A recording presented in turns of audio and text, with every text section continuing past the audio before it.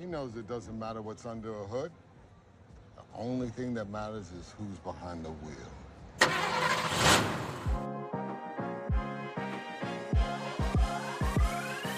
When I'm flushing it, I don't take divots. But again, with the driver right now, the driver sucks. I tried to activate my glutes the best I could. Most important thing, make sure you fade it. Hello and welcome back to Under the Covers, a golf podcast where we deep dive each week in the latest PGA Tour winners bag. We're your hosts. Once again, it's Dominic and Kevin, and Matt is not here. What is going on, Kevin? Oh, nothing. Just missing Matt. You know, Father's Day was just the other day, and I really felt like I needed my son Matt in my arms, but he's still in Scotland. Yeah, we're sad over here, but man, he's having a dream trip over there. And his boy Wyndham strikes again. Matt's favorite golfer. Matt's favorite golfer, Wyndham Clark, wins again.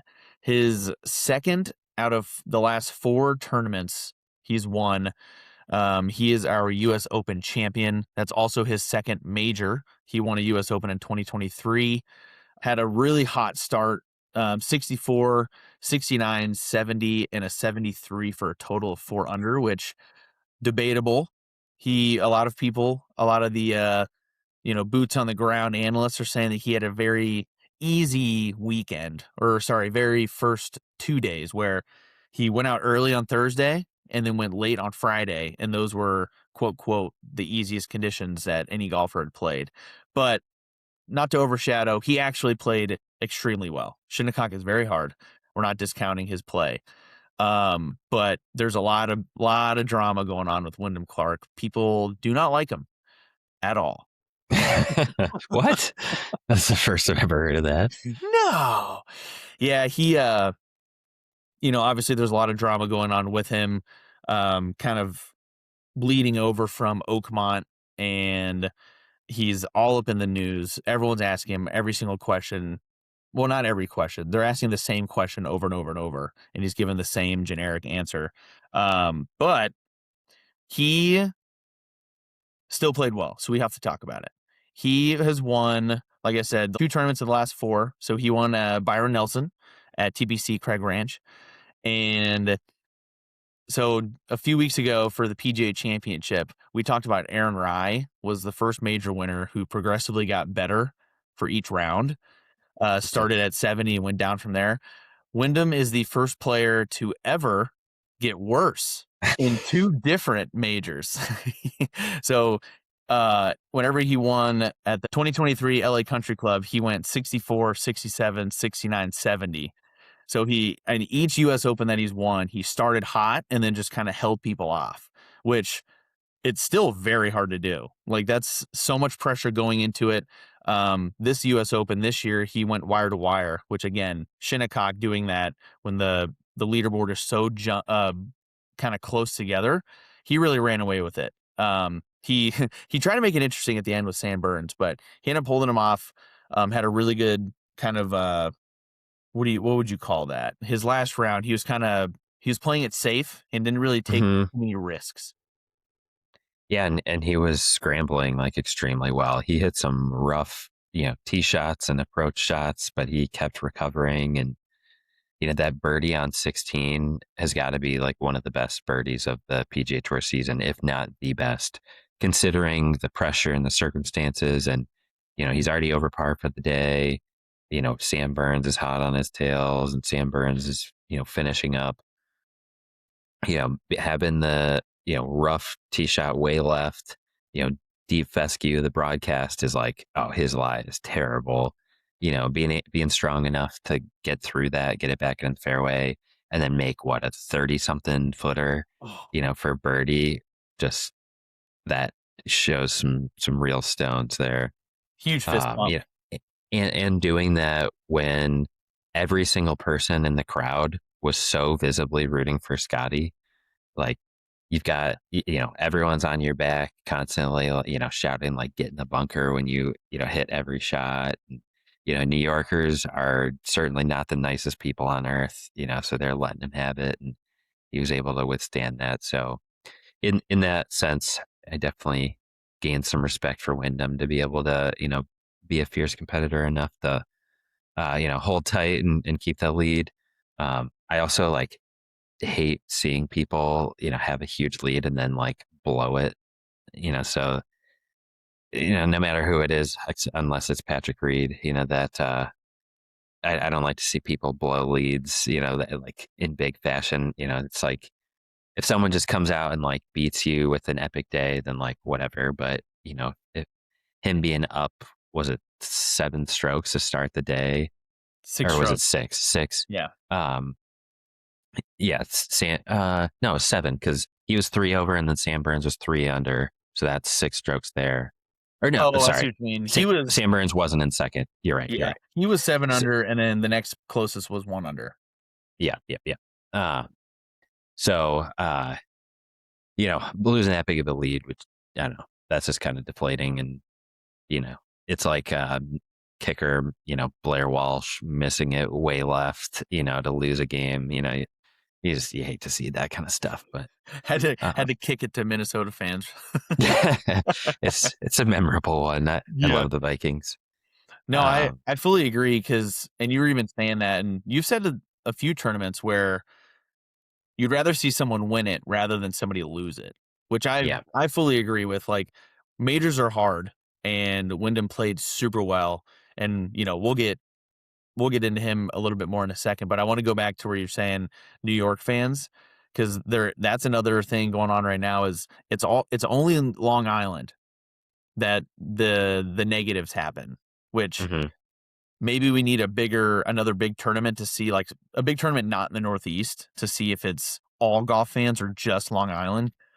And it wasn't even just only Wyndham. It was like they were yelling at Rory. It was pretty much anyone who would listen. They were yelling, "Get in the bunker." And it's like, is that like a byproduct of the gambling going on, where it's like just some drunk idiot has money on you, so he's yelling against you? Or is it just the game growing and people are being annoying? I think it's a byproduct of like Instagram and TikTok. Like everyone wants that like wow thing. Like, look at this video I just made, and I'm going to give it to Rory, because I'm going to get all the clicks on TikTok being like, oh, look at what just happened, so everyone's got to like one up it. And then like East Coast people, everyone talks about them just being like brutally aggressive all the time. So like, it's just like a perfect storm of, a game like golf where, there's some expectation of, some level of decorum, and then, they can just be rowdy and start, really going after the players just for, getting some laughs from their friends and whatever. Yeah, there's a tasteful way to do it, not just openly yelling. This is where I have trouble, is like when you're yelling at an NFL game or baseball, whatever major sport that there is. You hear that a lot, but in those scenarios, the players aren't necessarily hearing that one person yell unless they're courtside, like, or they're on the sideline and they're yelling at someone super close. Golf is just one of those where you're very close, and Yeah. luckily it's not, infesting tennis, but that would be insane. It's super similar. Normally it's very respectful and quiet, and you really don't yell too much, but like, is that going to happen with tennis too? Yeah. I think it's a thing about the individual competitor sports, where it's like different at the Ryder Cup because people like have some sort of like national pride that they're going along with. It's a team sport, and, you have like more at stake, for your love of where you're from, than, you know, generally just like in golf, you're rooting for specific individuals, not like a whole team or a region or a city. Like, you don't feel like you've got like a city, supporting you, behind you. You're just kind of on your own, picking the guy that you want to win, unless you're that person's like family, but that's a very rare case. Um, and so I think like some of the buzz of like these Ryder Cup videos, where people are, giving it to, whomever, telling them to get in the bunker, they're just bringing to the rest of the PJ Tour just to like get some laughs. Mm-hmm. Yeah, that's a great point about the Ryder Cup, because it's team format. So you're yelling for your team, your country, versus just getting which like, is all that worth getting 12,000 likes on a TikTok and then people think you're a dick? Mm-hmm. Like the social media world is very strange right now. It's Mhm. weird. Um, so going back to Wyndham, it's another thing that I'm conflicted on is so Oakmont happens and he apologizes and then kind of goes radio silent. You don't really hear from him at all. And then now that he's won or gotten close to winning a few tournaments in a row, now it's all over the news. It's all people want to talk about. And I'm fully on board with you shouldn't be defined by one mistake that you do. Like if you do one thing wrong, that happens. Mhm. Everyone deserves a second chance. But like that's where my big butt comes in is with Wyndham. Yeah, that Oakmont thing was huge, but take that away, I still don't like him on the course. Like he's still yelling. If I was playing with someone who yelled fuck after every bad shot, was throwing clubs, beating tee boxes, I'm not gonna like that guy. You know what I mean? Like I feel like a lot of people are going back and forth on, oh, I like him now because he's winning. It's like, no, he still sucks. You know what I Yeah. mean? Like he seems like a very nice guy, but then he just has these huge outbursts. And that's where the hard thing is just because you have outbursts and you say that you have outbursts, does that mean it's excused? Like, there's a lot of people who've played this game that don't have the same outbursts as you. So why are you any different? Is my big question. Yeah, for sure. I hear what you're saying. Definitely. He certainly wears his emotions on his sleeve. I think in some ways, like we've all been there. Like I've certainly, shouted F bombs and like I've Yeah. slammed clubs into the ground. And, every golfer has done that to some point, some level. Um, you know, very good friend of mine is pretty famous for the club slam. Uh, I think with Wyndham, people, there's like two camps, they would be against, his behavior, or they would like see a little bit of like commonness between like their own golf game and like just how frustrating golf is that like maybe you just like don't care that much about it. But then like also we've got like straight videos of like Jordan Spieth screaming, F bombs, right in front of the gallery, like in front of the seats, not just like out in Nowheresville. You know, it's like no one goes against Jordan Spieth or says Jordan Spieth is like this tyrant who's, freaking out, but he's like one of the most vocal people on tour.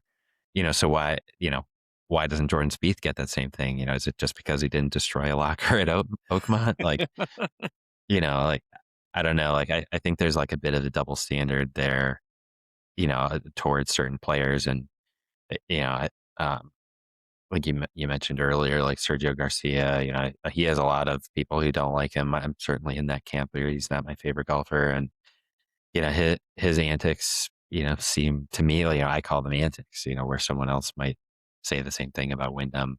I don't know. There's a lot of like teetering back and forth there, between like what's acceptable and what's not. And I think it just comes down to the person that, I feel like we've seen so much coverage of him recently that I feel like I'm like lightening up on Wyndham in the last 4 or 5 weeks. I don't think it's because he's winning.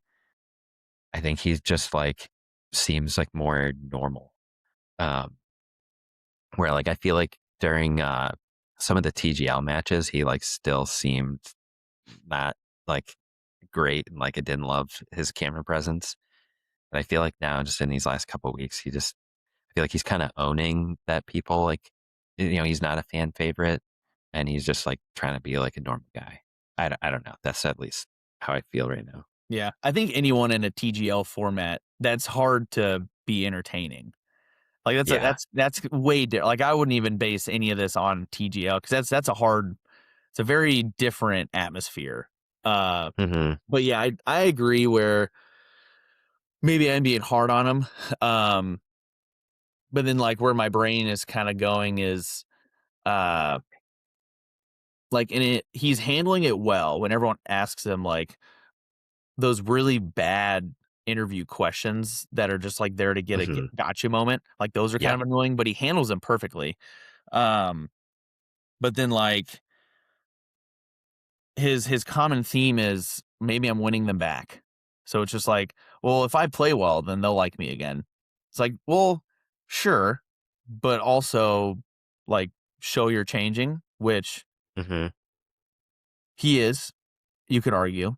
So like, I guess what we'll have to wait for is if he does have any of those other blow up moments. Like, is he actually Yeah. learning from it, or is that sports psychologist tricking his brain into, taking all that negative energy, making it positive? That's what it takes. That's what it takes. So it's just Mm-hmm. kind of a weird.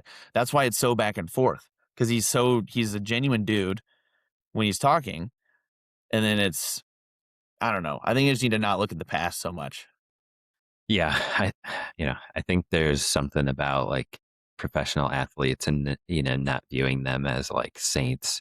You know, to get to that level, you have to have like some level of like pretty gigantic ego, just to even like get to the point of like being there, because like you're good and you have to believe that you're good. Like Mhm. if you have any doubt in your mind, like your play will feel that. So you know I think if we met lots of people in other sports, we would have similar feelings about them. No, that's a great point. And the last thing I'll say about it is a hilarious comment that I saw that was Wyndham smashed a locker and Tigers smashed multiple cars. And how do we view each person? So I'm like, in the grand scheme of things, that's a great point. Like that's Yeah. someone can argue he did smash the locker and he owned up to it, but like you could also argue somebody shouldn't have been taking a picture in a locker room. Like that should have been like a private thing that's handled by the club. Like Mhm. there's so many different ways you can go about it. Yeah. And the loyal following that Tiger has, amid some of his allegations, it's Yeah. like, "Ew." Ooh. Like Yeah. the whole rig situation, that was just a cringy watch, but we won't get too far into that. So Wyndham Clark, two-time US Open champ, 2 majors under his belt, huge for him, played super well, outlasted a lot of these top dogs. Um, we already And- went over his bag 2 weeks ago, 3 weeks ago, Mhm. and I mean, if I had to guess, the only real change that he went through is maybe some more lead tape on his putter. So, like, Well, hey now, don't gloss over this. That putter, set a PGA Tour record for strokes gained in a single tournament, and somebody on this podcast agreed to make a purchase that if Wyndham won again with it, he would buy that putter. So I feel like we're brushing past what's in Wyndham's bag here, and let's dip under the covers with Wyndham a little deeper, and let's see, when are you buying that putter? we made that. I made that in haste. He was already 6 strokes in the lead. No, when I said a month ago that when we were talking about putters, I was like, you should check this one out. It's pretty sweet. Then he wins. Then I'm like, if he wins again, you got to buy it. And you were like, deal. If he wins again, I'll buy it. So then for all the people not in our group chat, I texted Dom and I was like, all right, fine. It's expensive. If he wins, if he pulls this out, I'll buy it with you. And then figured out they don't make it in left-handed, so I So can't we're buy gonna it with split you. it. Yeah, we're gonna split it. Yeah, yeah, We just have to make it, instead of a slightly off center, we just put it dead center of the whole thing, and then maybe by 2 of them, we just smash them together. We make it a yeah. double, Well, one of those double putters. we'll put the lie angle to be like the same as your putter that got destroyed by American Airlines, and then then we can both use it like a shuffleboard putter. I love that idea. Let's do that. I'm in. Perfect. We got to make it a broom putter though. It's my only All stipulation. right, Just fine. kidding. We're not doing that. Oh man, and I'm definitely not hating the lead tape. I actually do want to like kind of tinker with that. I'm curious Mhm. how that feels. Yeah. It can change the feeling depending on where you put the tape for sure. He is like a full member of the Lead Tape Chronicles. If you follow them on Instagram, like his putter is outrageous with how much, the entire bottom is just coated in lead tape. And then every other club, when you look at like pictures, his driver, he's got some like on the bottom up front. His irons, he's got them in different places. His wedges, he's got some. He is all about the lead tape. Which actually, so recently he changed his putting form slightly, and he does the Ricky Fowler where he lifts it off the ground slightly before he pulls Hmm. back. And I wonder if that started because of how much lead tape he had. Because like, when I had my belly putter, it's a very long ping, but it's old, so I needed some weight to kind of counterbalance a little. And I would drag across the floor all the time. So then I started to have it lifted. I wonder if that's why, or if that's just one of those um kind of head things when you're putting, like I need to change something up, so let me just do a slight lift. Like, do you know, Hmm. is that lift do anything for like the putter stroke, or is it all just a personal preference? Yeah, I think certainly something you'd like work on and practice on, and it makes sense to lift it. You're trying to have that like pendulum motion, and if you were actually doing a straight pendulum motion, like it wouldn't involve your putter hitting the ground. you know so it's like if you lift a little bit and then you make your stroke, the bottom of the arc isn't the ground now. Hmm. So everyone who doesn't lift is doing some sort of manipulation in their putting stroke to not hit the ground. Yeah. So it makes clear sense. I haven't like personally done it a ton, or maybe if I do, it's like subconscious, but yeah, it's very clear on the coverage. Like you can see him doing it. It almost like looks weird because you're not used to seeing people do that. Hmm. So the only other thing to really like talk about on Wyndham's bag, I think, is the two things. The Pro B1X is making another appearance.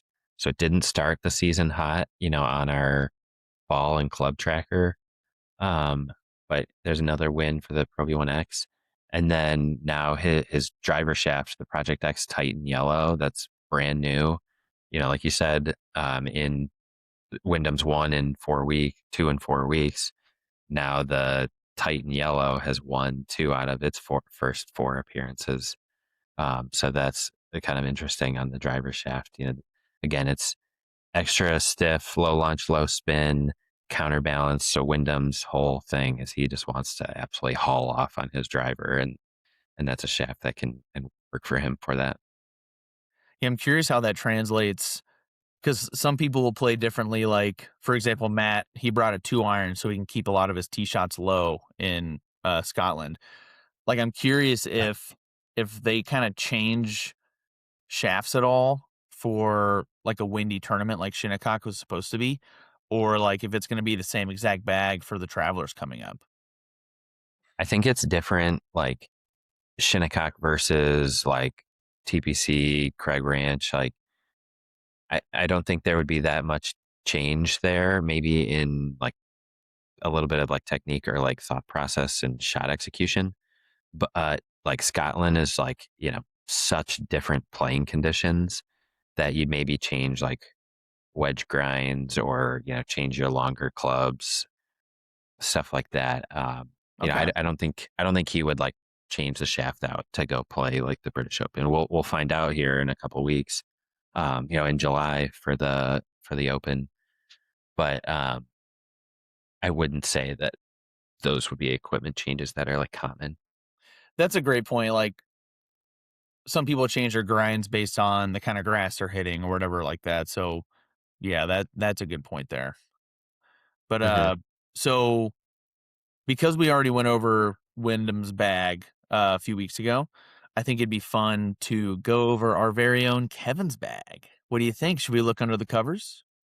Sure. Yeah, let's go under the covers with me. Dip a little toe into my golf bag. Um, so we'll start with the driver. We've talked about this driver shaft this year, but I got the Dayton Flyers head cover courtesy of Oh, NCR Country Club.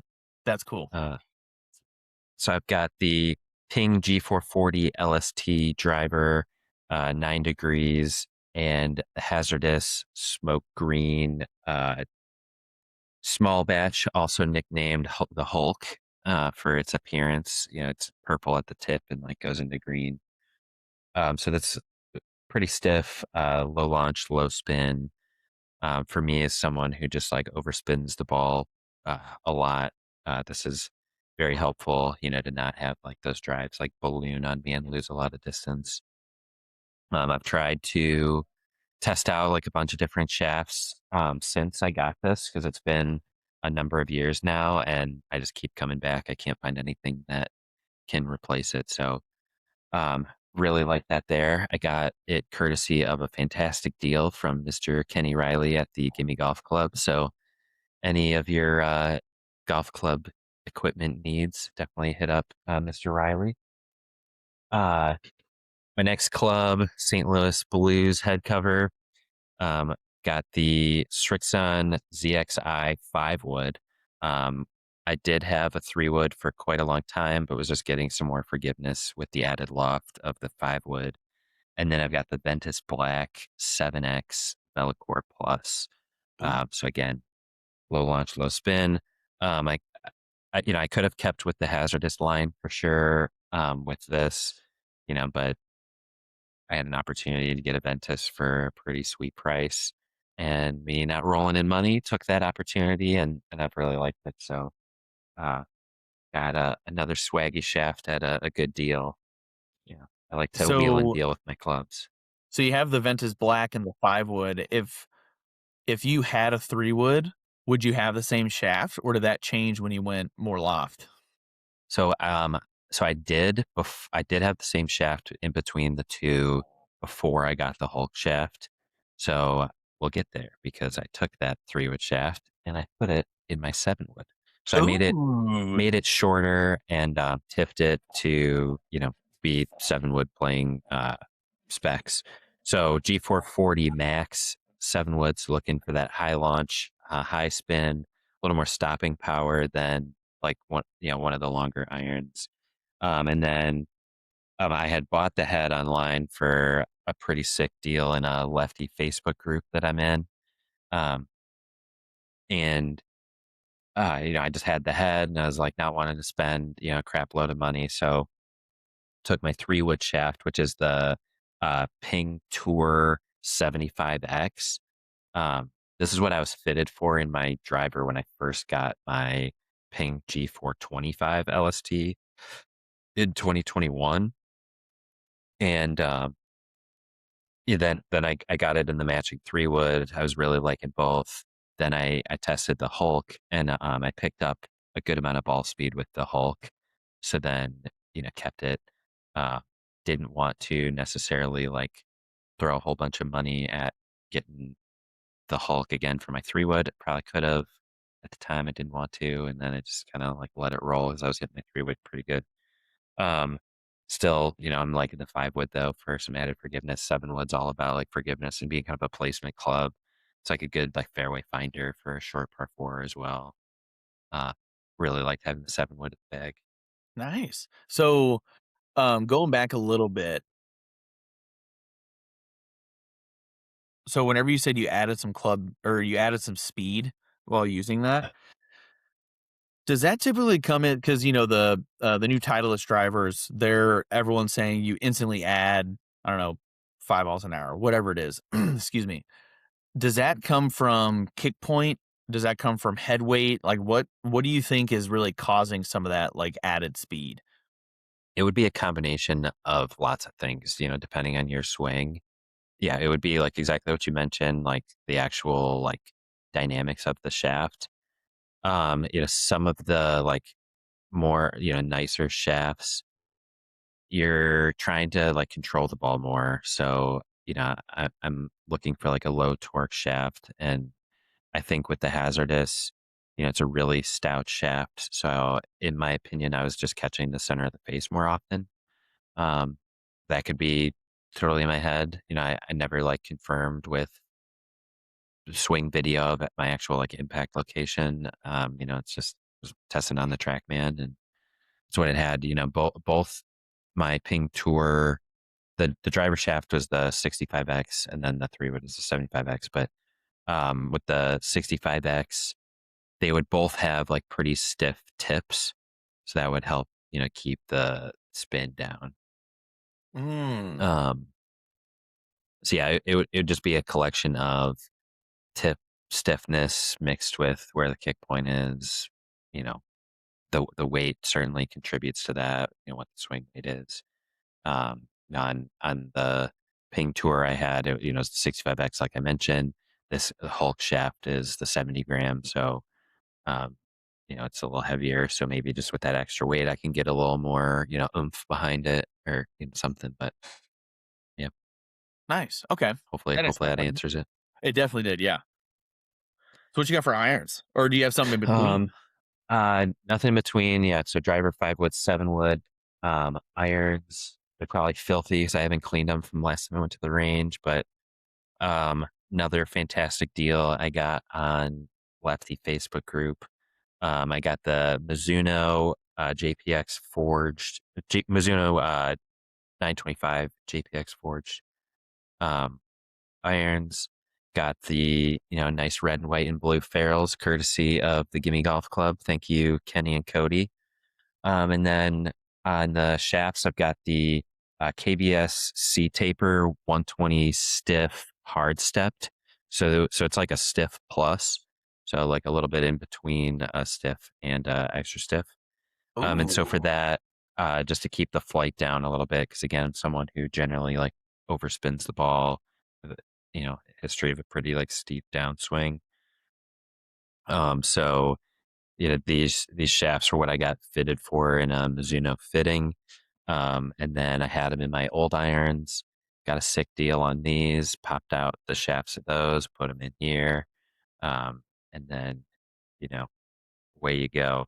And I've really liked these. The feel of them is like fantastic. Like the slogan, nothing feels like Mizuno. I think that's totally true. I've had 3 different sets of Mizuno irons and have absolutely like loved them all, like more than anything else I've played. So big Mizuno advocate. I'm surprised there's not like more people on tour who play Mizunos, but they are also not one of the ones who like, self-proclaimed. They don't like advertise a ton and they don't like pay a ton of players and they're not like in a huge like marketing budget. So Mizunos are sick. If you haven't tried them out, definitely go for it. Get some JPX 925s or even go like a couple model years older, 923s, 921s. Give us They've a zoom got into that. Yeah, so they've got the regular hot metal, they've got the tour and the forged. They've got like a high launch version, for someone who really needs help getting the ball in the air. Um, huge Mizuno fan. You're Mizuno, talking if you're about listening, check out my resume. hook us up. Yeah, give Kevin a Yeah. job. Yeah. No, we were talking. You just said that they have the best feel in golf, and Matt also plays Mizuno irons. If I remember correctly, they're the 235s. Do you remember off the top of your head? He's got the 243s. 243s. So Okay. yeah, so those have been replaced now. They've got some new stuff out there. There's like the S3s, then the M13s, M15s. It would be like I believe the M13s would be the replacement for the 245s. Mhm. And they look totally different. Matt's clubs are like absolutely beautiful though. They are just phenomenal looking. Yeah. Those are another example of clubs that they don't make left-handed though. So I could never get the 243s. The set I had before this was the 223s, which did come lefty. So they switched, between model years to make one lefty and then one not. So even though Ping and Mizuno seem to hate me as a lefty, I still love them. Yep. Yeah. I never fully knew when somebody says it's buttery until I hit Matt's 8-iron. Mhm. It like it's hard to explain. Just buttery is the perfect explanation. Once you hit Yeah. it, and like I've hit ones in the middle of the face, like it's not every single time, but like nothing felt as cool. And he was telling me it's that copper lining on the inside. It's just like a little bit softer, so just the feel is awesome. I love them. hmm Yeah. Any sort of like vibration control, is going to help like feel better in your hands. If you think of like hitting a baseball bat, near the handle, you hit a stinger, like that's a lot of vibration that works its way into your hands. So any reduction like that, it changes the sound, changes the feel. Mizuno's pretty good at, controlling that. Mm-hmm. Definitely again, huge fan of Mizuno. Yep. So Um, lead us into your wedges. so wedges are going through a bit of a change. I did have the TaylorMade high toes um, copper finish and just switched them out. Not loving the switch out. And again, I think it's primarily due to being hated as a lefty, feeling fully discriminated against. But Cleveland RTZs, I've got 50, 54, and 58. So I kept the same lofts as my TaylorMade. I did like the black finish. I wanted the full face on the 54 and 58, like I had on my TaylorMades. But I placed an order, and then after I placed the order, they came to me and said, "We're not making those in lefty, so you're Oh, gonna get the normal grooves," which is fine. Um, I don't even care. yeah. But so Cleveland has like some different grind options, and for lefties, they have like very minimal selection. So these are the mid grinds. They're supposed to be just like your most like run of the mill or like I don't know, combination of the lower high grind. So there's like a little bit of grinding off the like trailing edge that would like help you be able to open the face a bit. Um, if you like, I think it's their low grind. Maybe I'm saying that backwards. I think it's their low grind would be like more off the back. So someone who like really likes to open it, you want like that knife edge, to really like rip through the ground or rip through a bunker. You do that, or there's an option that's like a full sole, like the Titleist Vokey, like F grind. Um, that would be someone who's like really not wanting to like dig in, full shot type of swinger, or like someone who likes square face shots. Mm-hmm. Um, so with these, ever since I switched this like soft Missouri turf, I'm like really digging my wedges in too deep. We've such a wet early golf season that like I feel like I need some relief on either getting through the turf or just more bounce, to be able to like not dig in so much. So I've just been like chunking an abnormal amount of wedges, and it's like really pissing me off. So, these aren't the wedges I would have ordered, if I had my like pick of the lot. So they are not long for the bag. Um, I did skip that. I do have another Cleveland wedge that's a 46 degree. Yeah, this one's not any like special deal with like grinds or anything. It's just like a step down from my Mizuno pitching wedge in terms of distance. So just bridging the gap between my 50 and uh, my pitching wedge. But So what's so that your real quick? What's your pitching wedge at then? What is it? I think Is my it pitching wedge is 44, 45 degrees, but I hit it. I hit my pitching wedge in the 145 yard range, and then the 46 degrees, like a 130 club for me.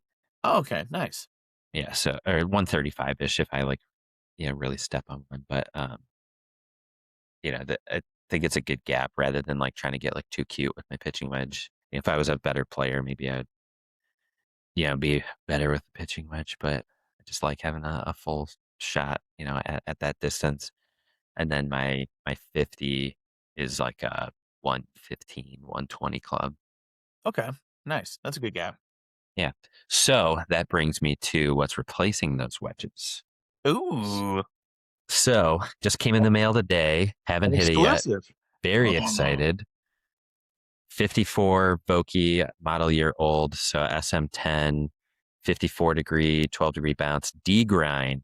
So what Vokey describes as the player's high bounce wedge. So again, I didn't want to be like digging in, but I do want the versatility to hit some different shots.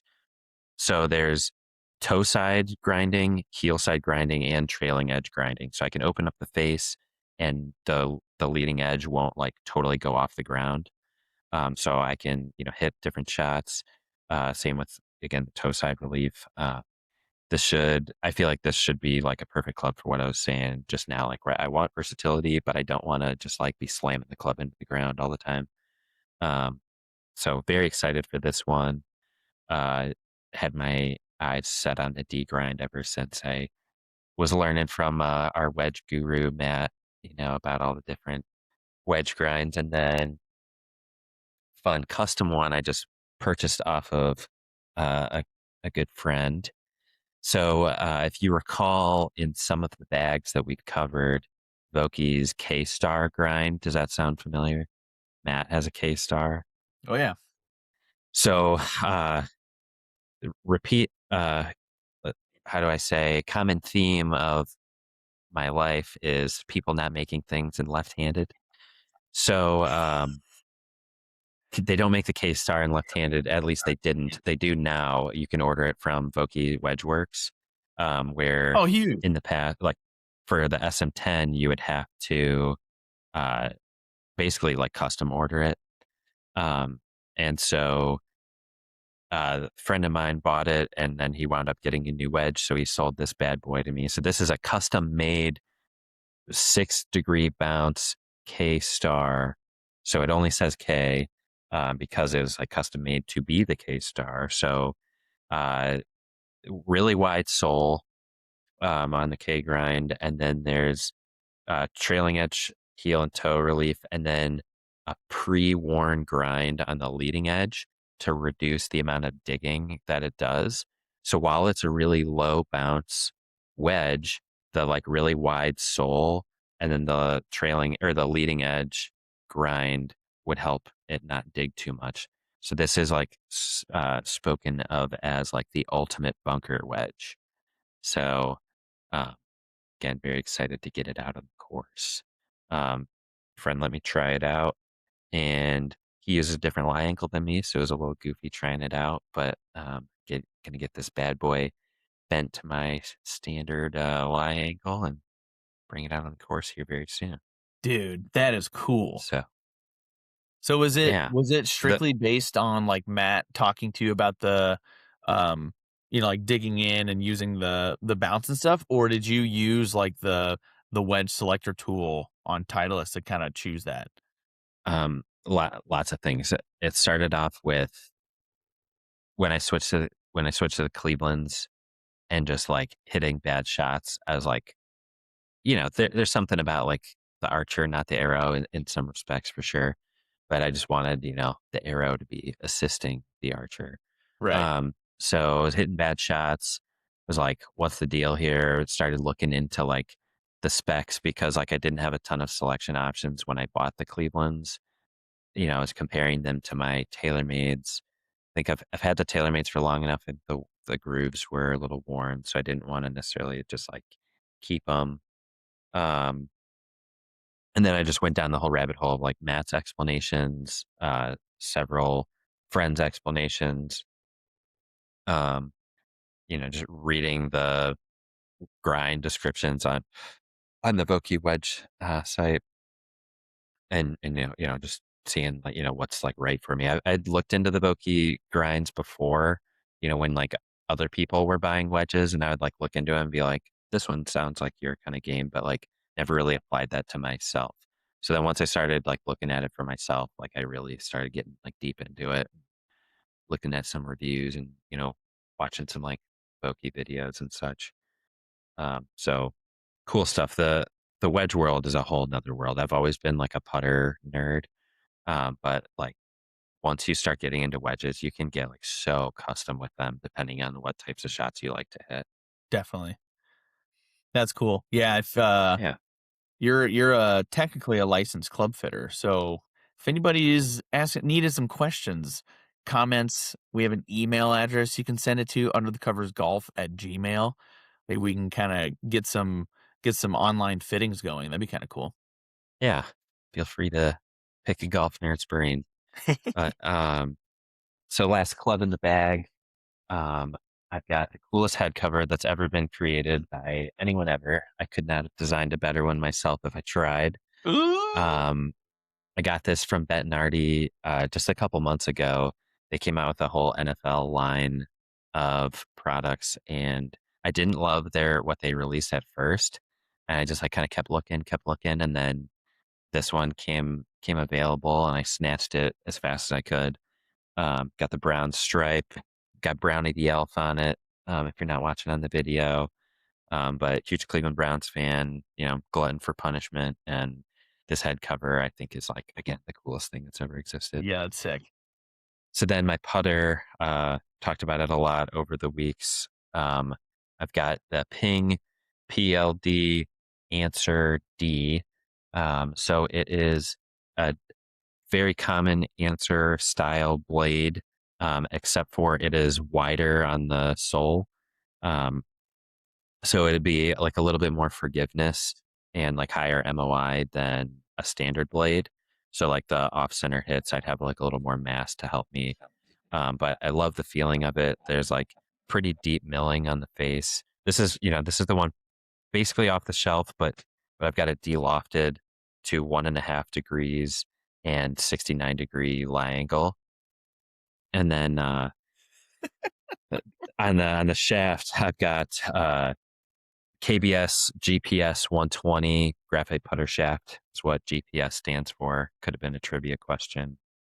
But the feeling of the graphite putter shaft, I feel like also like reduces a lot of the vibration in your hands. So you get enough feedback that like where you hit the ball on the face, but then I feel like it makes those sweet spot hits just like that much better.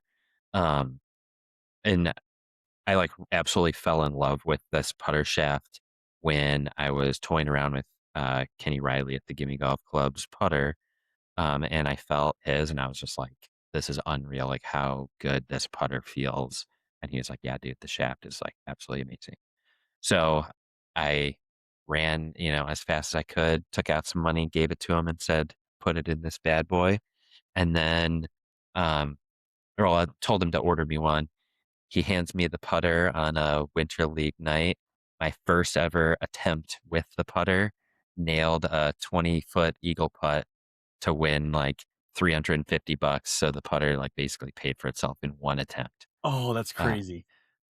So huge there. It did cost more than that, but we're all good. We're calling it a wash. Yeah, You for sure. usually don't have any winnings to account for. Um, then the putter grip, I just switched. I'm a constant switcher of grips. I like to try new stuff out, see what feels good. This is something I had on another putter that I took off. I guess the fourth different grip I've had on this specific putter. But Golf Pride Tour Sensor, so a couple model years old. I had this just in the drawer. I've got a drawer of grips here right next to me. It's just like, what I want to try. Um, just put this one on. We're going to see how it feels. I had a Bettinardi ostrich leather grip on there for a few weeks that really liked the feeling of. It was just a little bit too skinny for me. I had gotten kind of accustomed to like the Super Stroke 2.0 width from my last grip. It was like made out of like football leather. So I played that one for probably like a year or two, and about 2 years. And I love yeah, that I one. really liked it. Just wanted to switch it up for whatever reason. But Yeah, why not? that is under the covers for my golf bag. So I gave a lot of detail, probably didn't care about, but hopefully some golf nerds, enjoyed hearing my thought process on some of it. I care very deeply about it, and I hope our listeners Thank do you. too. Thank you. I love hearing you talk about it because, like, it's definitely a passion of yours to know all the club specs and stuff, and especially when it's your own bag. Like, it's fun to go through your decision process and the process of like your tinkering because you're a big tinker, so that's always Mhm. fun to get pictures texted to me like, hey, I'm trying this out. I'm like, oh baby, love it. Yeah. There was like a stretch where I like really couldn't find a putter that I liked. And um it was like, people would make comments to me like, oh, like he switches putters every 5 days. That's why he sucks at putting. And it's like that's probably like a part of it, but then it's also like part of the fun part of golf for me is trying out new equipment and seeing what works and what doesn't work. And I just like really enjoy testing out new stuff. It's one of the like big enjoyments I get out of golf, you Yeah. know, on top of the playing and scoring and all that.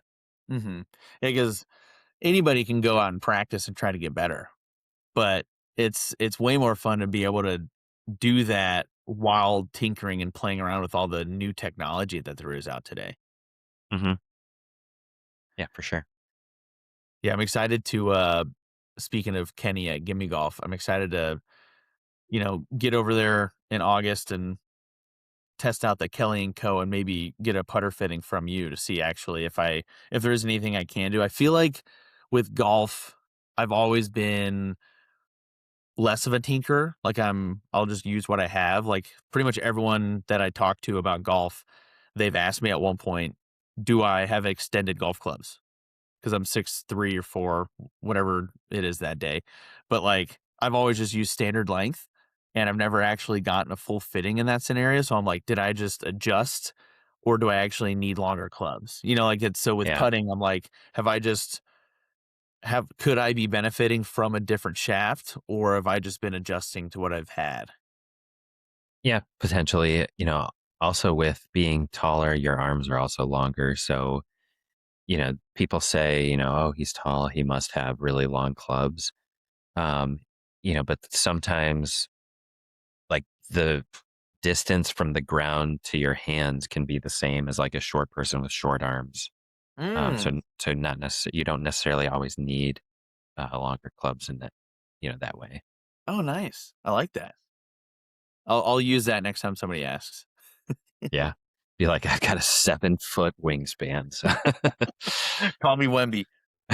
Yeah. I bet Wemby's wingspan is probably like 8 feet or something. Oh my gosh. I think it's like 8 feet, 4 inches or something like that. Is it really? Jeez. I thought I 8 feet pulled was that an out exaggeration. of my hind quarters. I swear it's over 8 feet, and because he's 7, whatever. 7'4". We'll have to get a fact check. Jamie, look that up for us. So thank you for sharing, Kevin. Going back to PGA Tour, I think it's kind of I think we're gonna mesh together kind of more of a US Open recap plus our one and dones. Because they kind of go hand in hand, because we all kind of chose top guys, except for one person. So doing a quick recap. So Matt, not here obviously, but he rang in Tommy Fleetwood, which is the best of the group, which we don't get to say too often, so it's very fun.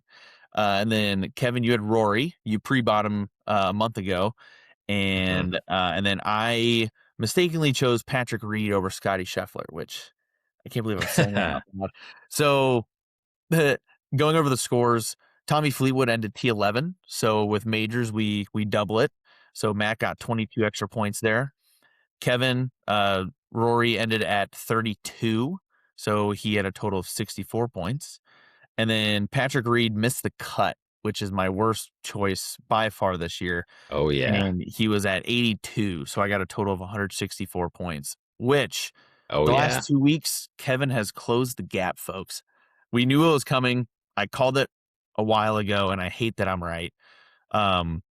Which I guess I should have used all my power on choosing better players instead of predicting that. So total scores, I'm at 538.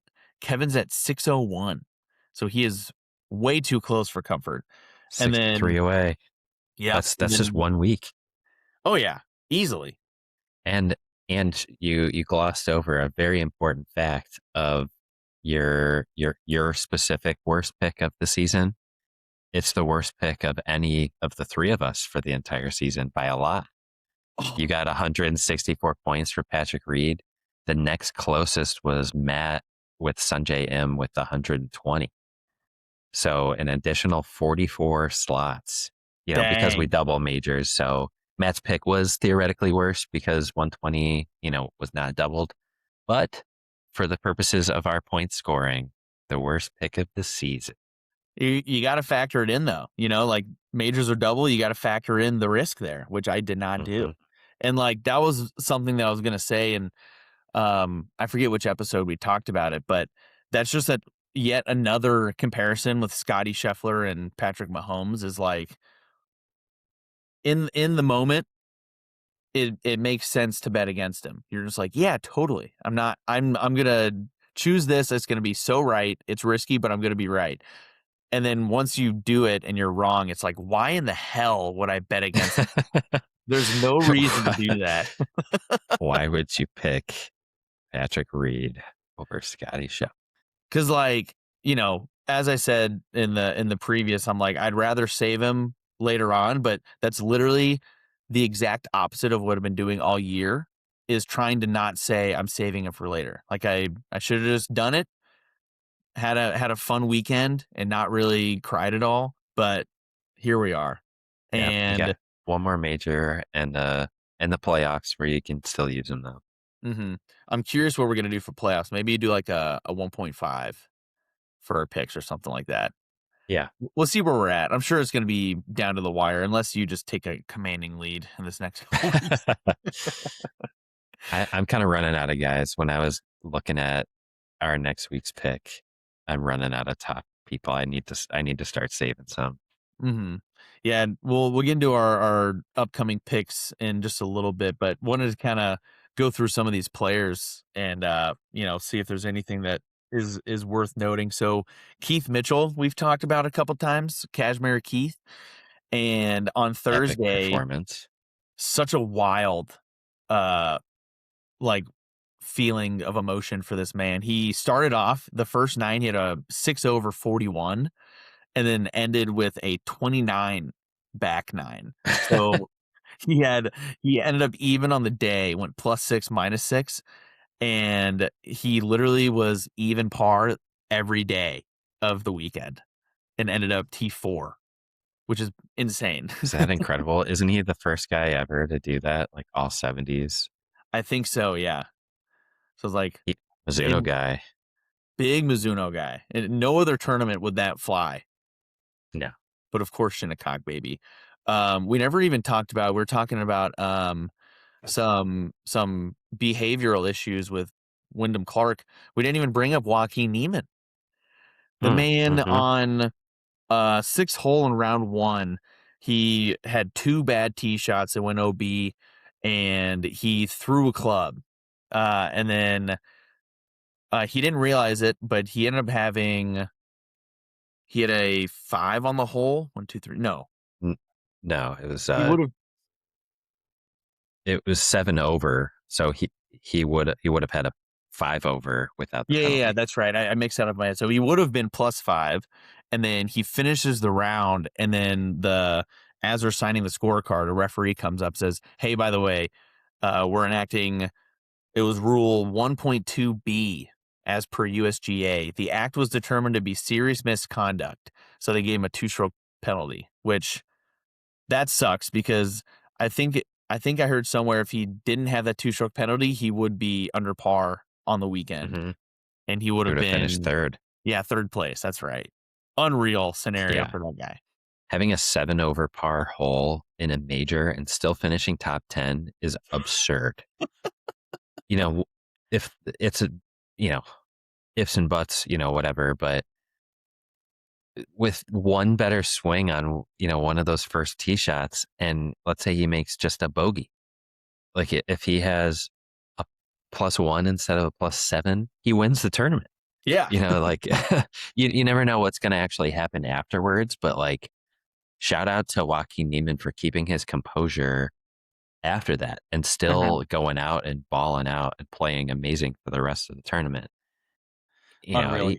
I think he kind of owned up to it pretty well in the press conference after, to just be like, yeah, I'm embarrassed how I acted. I deserved the penalty. I'll take it and move on and learn something from it, rather than being like, oh, that rules official is a jackass, he was unfair. There's guys throwing clubs all the time. John Rahm's kicking his club down the fairway. Like, he didn't point the finger at anyone else. He just owned up to it. And, more respect to him there for that. Yeah, it's impressive. So going over his scores quick, he had par 70 with Shinnecock. He had 8 over. So that one hole was most of his score. So 8 over on Thursday. And then he fired off a 5 under. Then Saturday went 2 over. And then Sunday fired off a 4 under. So just such a roller coaster for him as well. Like, it's insane. So I was saying roller coaster for Keith Mitchell, but he ended up even every day. Joaquin Niemann literally was a roller coaster of scores. Bonkers. Yeah. He had 7 birdies on Friday. Shinnecock will do that to you. Oh yeah. Yeah, and then what I kept noticing too, and I don't know if you felt the same way, but besides Wyndham, I feel like every time I looked at the score, like it just seemed like I was watching a different golf tournament. Like that's how often this leaderboard kept shifting. And I think that just kind Mm-hmm. of speaks to the kind of bunch leaderboard, but it was there's a lot of flack. I feel like we talk about this every week, how everyone just has something negative to say about these golf tournaments. But I Mm-hmm. had fun watching it. It was a great time. Totally. I thought this US Open was awesome. I'm sure the USGA was freaking out after Friday when there was like a whole slew of people who were under par. And, Shinnecock is known for being, the tournament where you've got to be over par. In the US Open in general, it's kind of like that. But um, I thought it was awesome. I wish that someone would have been maybe a little more competitive with Wyndham throughout. But just the nature of Shinnecock, you never knew if Wyndham was going to fire off his own 77 or, something like that. Like, I feel like there was a good amount of drama in somewhat of a blowout win. He obviously only won by one, but there's plenty of intrigue. Hmm. Yeah, the um the course played differently, and the greens were definitely different with the approaches, but I feel like the greens were still hard to read. The speed was a Mhm. little bit hard to kind of judge, so it almost seemed like if you were chipping from the green or from off the green, then you almost had a better chance because of the greens were so much softer. Like you still Mhm. had to make the putt. Like there was a few long putts, but there really wasn't that many. It was a lot of lags. So like it was still pretty difficult. It was just the guys who were under, they played well, you know? Yeah. Like it Did you seemed like see?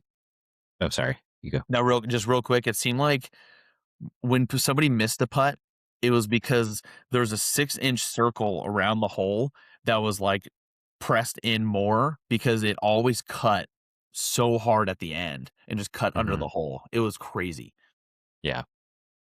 Did you see Colin Morikawa's answer in the press conference about his wedges?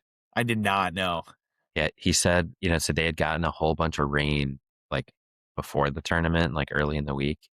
And he said he was hitting a bunch of chip shots and he was like really digging in. So then he changed all of his wedges to like fix that. And then the course firmed up and then his wedges started like bouncing off the ground.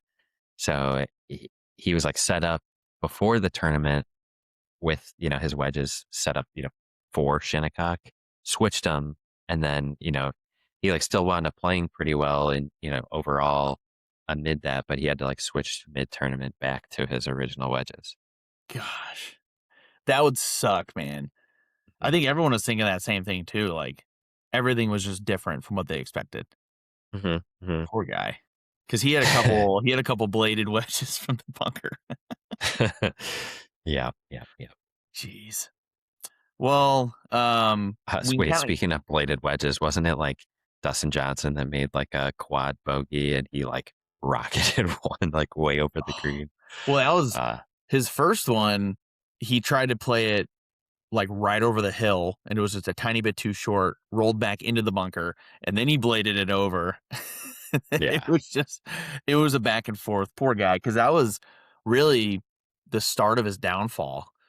Was Yeah. that He was looking good quad? before that. Because I think he had 2 bogeys and then the quad, and that just completely flipped him Uno reverse card on the scoreboard. That stunk. Yeah.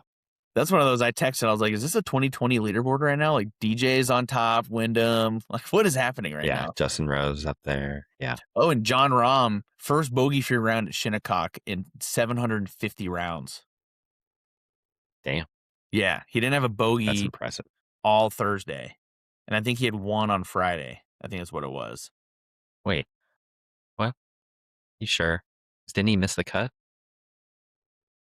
Oh, yeah. Okay. He went 68, 78. Damn. Oh, geez. Did he really? Yeah.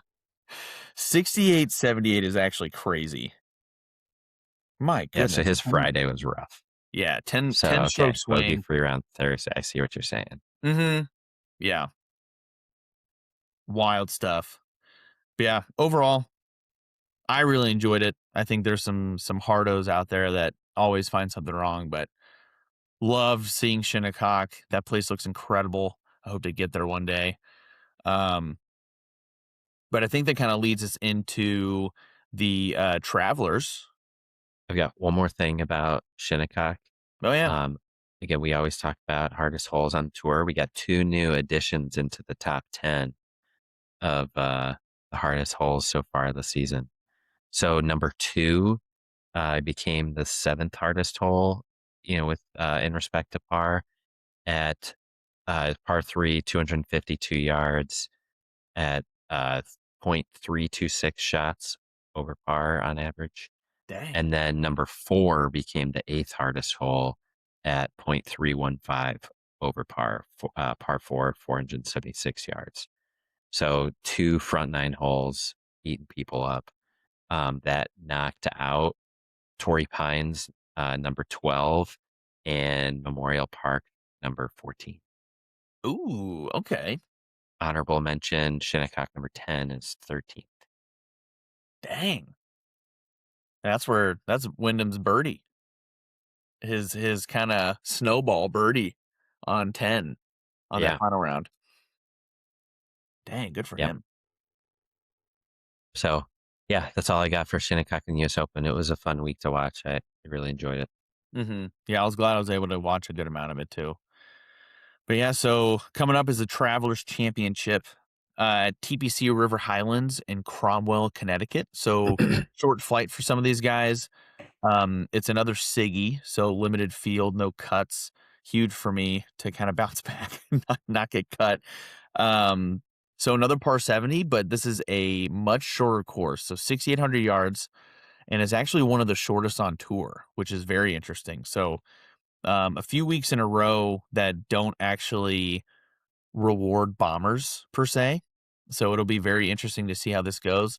In my research, I don't know too much about this course. Again, Matt is our course expert, but seems to be rewarding a lot of the mid iron and wedge shots.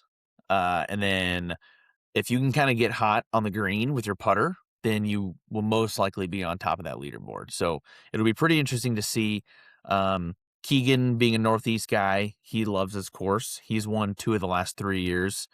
It was him in 23, Scotty won in 24, and then Keegan again in 25. So he seems to be the hot hand. I think Wyndham has won here before as well. So, I mean, some of these guys, they could be eating this course up. So we'll see, especially with how the conditions are. I think it's been raining in Boston lately. So maybe up in that area, it's kind of might be a little soft. So we'll see. Yeah, probably going to have some pretty tight shots in there. I think my only experience with this course was like maybe playing it on the track, man. I just had to do some research and dig in, but some pretty low scores through history. Keegan winning in 23 at 23 under, Scotty at 22 under 2 years ago, and then Keegan at 15 under last year.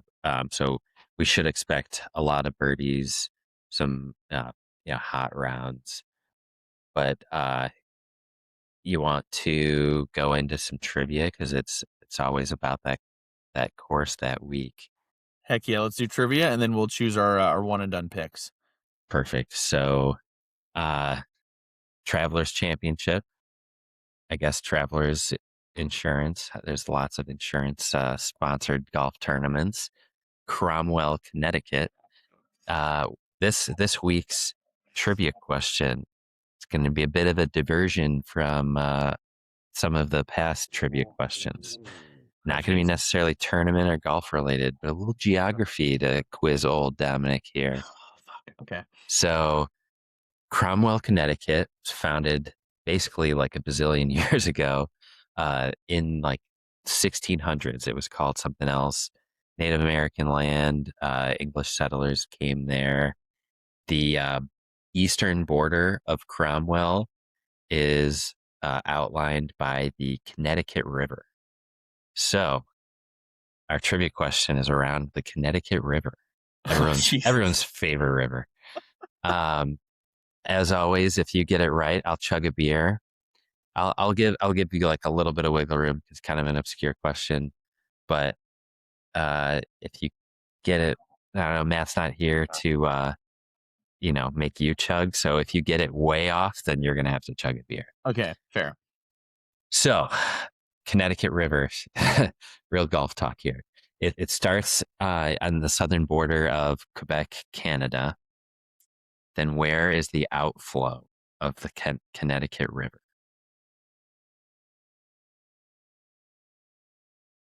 Okay. That's our trivia question.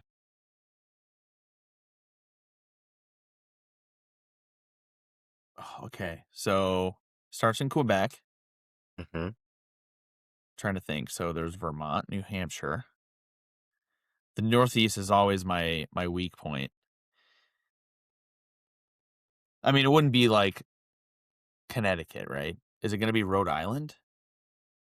It's another body of water is the answer I'm looking for. Oh, gotcha. Yeah. So I'll give you a hint. It is the name of a body of water where freshwater and saltwater meet. Oh. This is a fantastic question. I should know this. Like I've seen it and I've seen a documentary on it. But I don't remember. Why does Chesapeake Bay get in my head? That would be in Maryland. So is that? I think that'd be too low.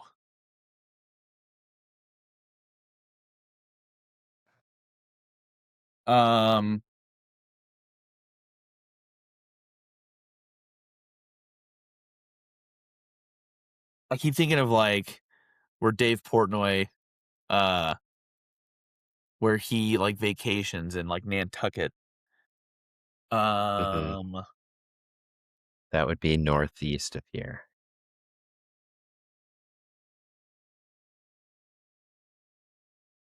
I'll just choose Chesapeake because I don't have another guess.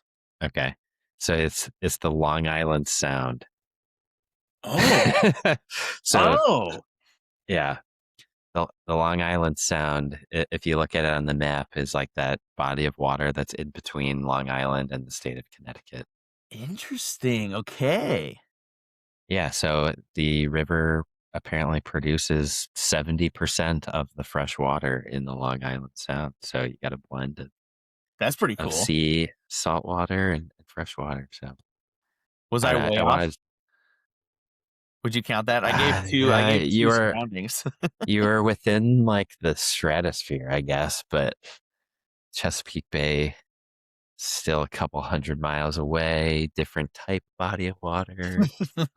We'll wait for Matt to get back next week, and then he can decide, and then I can just chug 2 beers next week. All right. That sounds good.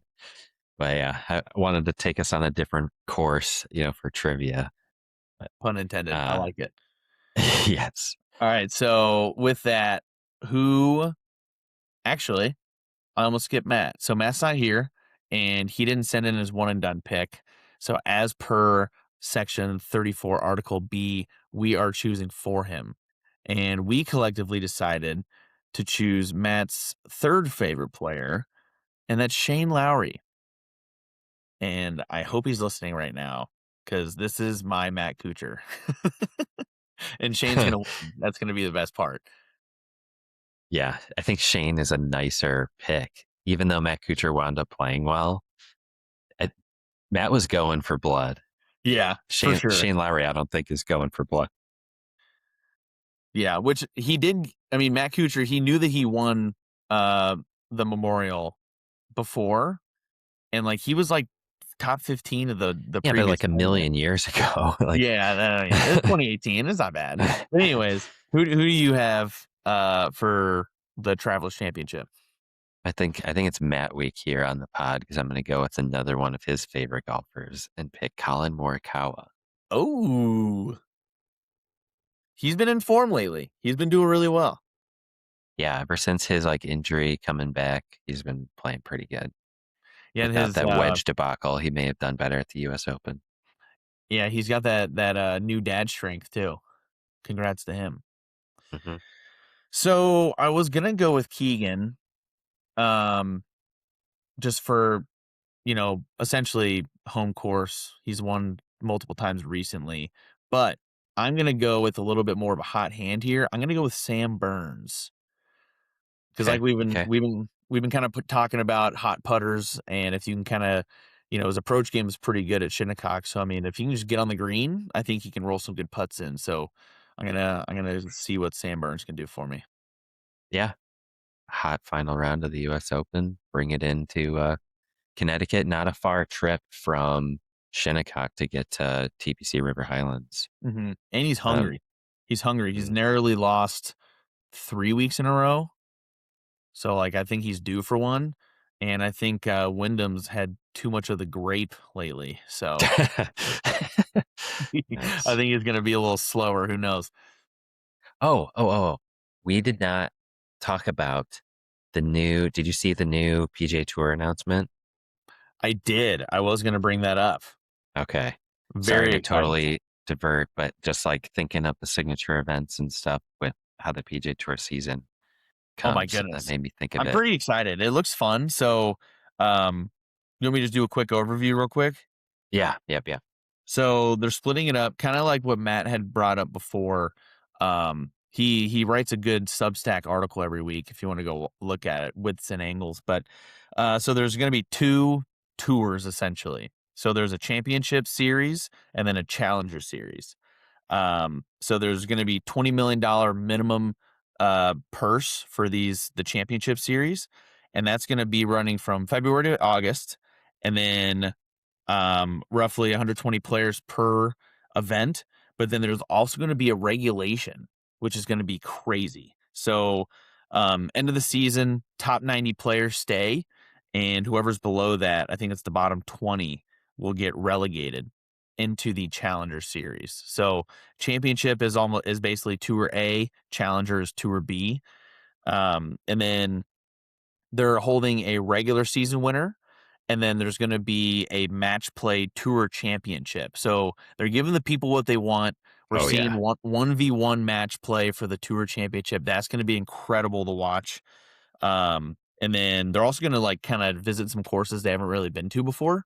So I'm really hoping we can maybe see um, some more Pinehurst courses potentially. There's got to be some that I just don't know off the top of my head. Like I would want to see them play Pasatiempo. I don't know if there's been a PGA event out there. I know there's a lot of college kind of tournaments, but that'd be really cool. But yeah, so then there's also a little bit more fall golf coming in. There's an international tour, and then there's also what they're going to call Last Chance Tour. So it's essentially a final opportunity to get back into the championship series. Um, it's not in my notes here, but if I remember correctly, there's an extra 20 spots that'll be opened in that last chance section. So I'm very interested to see how this works. Complete switch up from what the PGA Tour normally is, but it should be pretty fun. Yeah. They're like almost like reverting back to some of the stuff from like the pre-live changes and the signature events, which, yeah, I think is what everyone actually wants. And then they really listen to the fans, with our desire for match play. We don't have any match play events right now. And um, the playoffs, being match play, like we love it in the Ryder Cup. Match play is like the most like other competitive sports where it's like 1v1, clear winner, clear loser versus like playing against the field.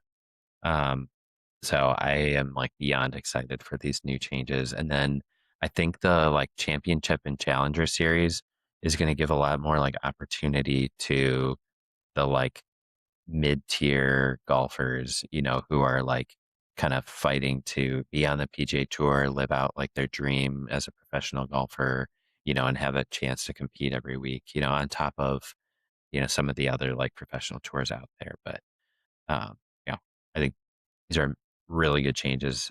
Again, very, very excited to see where this goes. Kind of a bummer that we have to wait a little bit for it and then it's not going to be in effect next year, but obviously all this stuff takes a long time to like plan and, Mhm. they've got schedules already prepared for next season. So it makes sense, but I'd love to see this as fast as possible. My biggest question is how is it going to be with TV? So with all these deals and cable providers and ESPN and Golf Channel, is it going to be similar to like the Myrtle Beach Classic that was going on where not too many people are watching while there's another full-fledged signature event going on? Like are they gonna go back and forth? Are you gonna do a double screen? Like, is it gonna show? hmm Are they gonna show the Challenger Series, or is it only gonna be Championship Series that we get to watch? So, like, all that, I'm sure that's gonna more unfold in the next year and a half or so. So, yeah, Brian Rowlatt making some big changes, man. Yeah, I think the like Challenger Series it'll be like bigger than say like the Myrtle Beach one because there'll be like some more recognizable names in there. Yeah, that's at least my first thought. But the like championship series events, a $20 million purse is like, huge. That's crazy. That's gonna be wild. 120 players with a cut. It's like kind of the more traditional format. Yeah, and then like the relegation system, like you were mentioning, there's gonna be some like real drama at the end of the season for guys that like we know their names. They maybe played in a handful of tournaments we know, maybe made a flash in a major or something, but they're trying to fight to get to that next spot, secure their, or vice versa in the championship series, guys trying to fight to stay in that, 90 who get to stay, and lock up their spot for the next year. There'll certainly be some like added drama in the PGA Tour season, I think for everyone. Yeah. Do you know? Is it based off FedEx points or is it world ranking points? It'll be uh like their points for the PGA Tour, not World Golf Ranking. Because like World Okay, Golf gotcha. Ranking would include, DP World Tour guys or, other tours. Yeah. If the season ended right now, Billy Horschel will be the last person based off FedEx Cup rankings.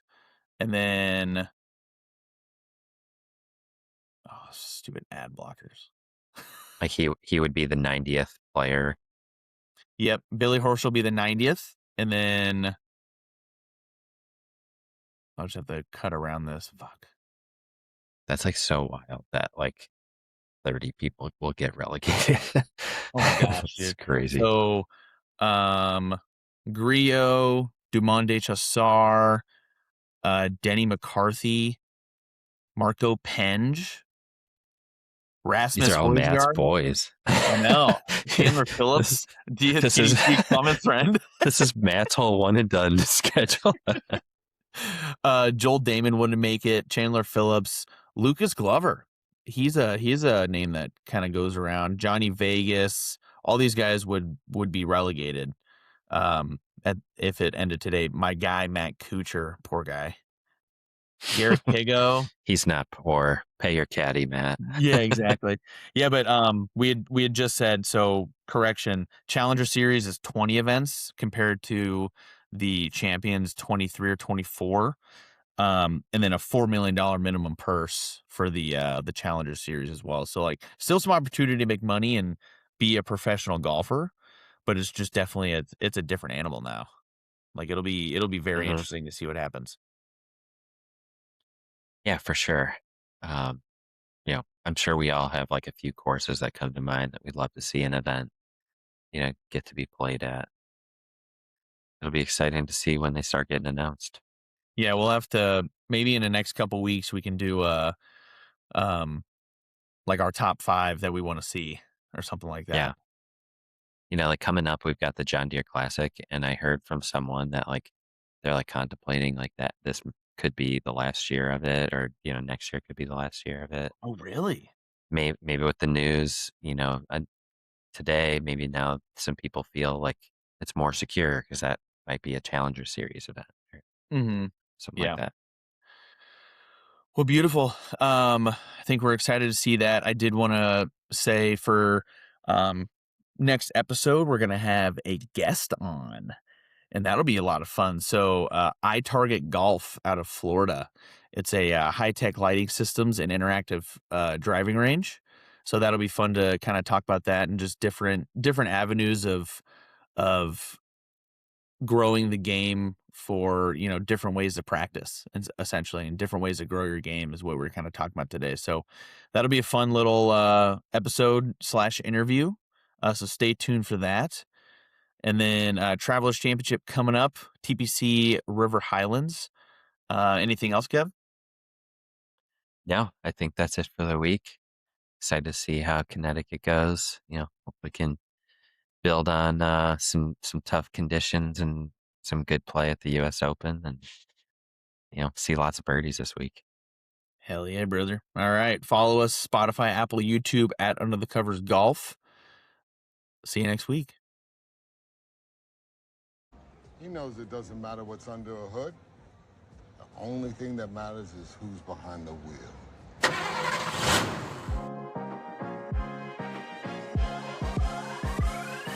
When I flush in, I don't stick divots. But again, with the driver right now, the driver sucks. I tried to activate my glutes the best I could. Most important thing, make sure you fade it.